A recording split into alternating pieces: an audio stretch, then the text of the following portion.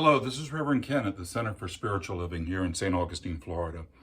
I'm coming to you today on a troubling time. I know my job, which I took on gladly, is to encourage people, to minister to them, and to inspire when I can. But frankly, this past week has been quite troubling. 4 people that I know in my congregation are suffering from COVID. I visited one yesterday in the hospital. She's on a ventilator, and the doctors give us only so good news.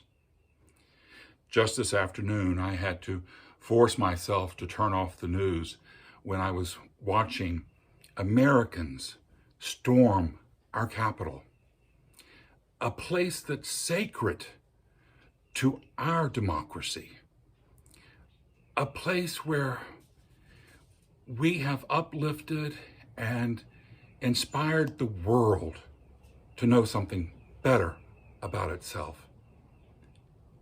And this place, Americans stormed with arms.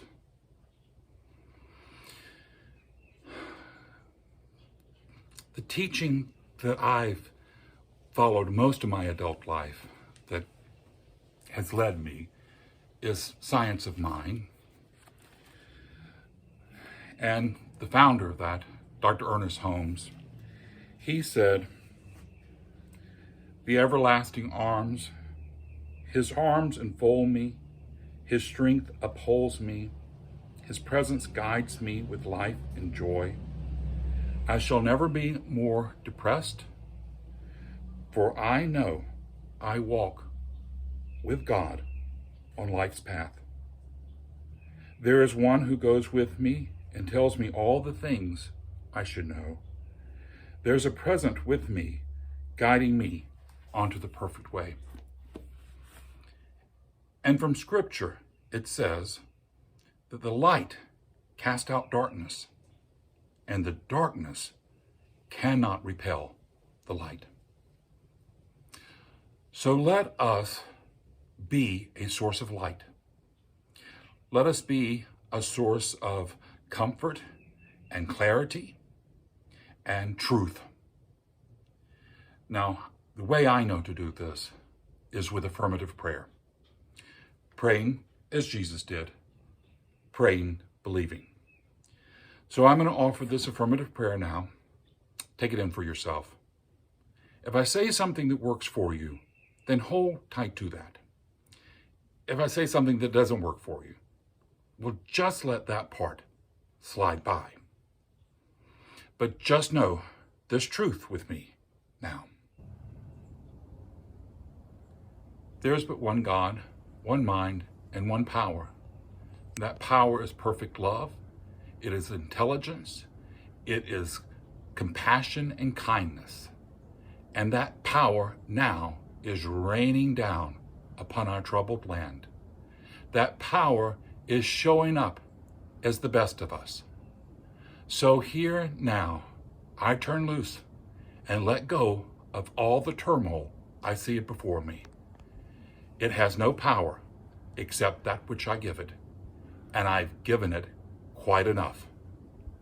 Here now, I lift my eyes up to a better knowing, knowing that from Source flows my strength, my courage, my health, clarity, and poise and peace.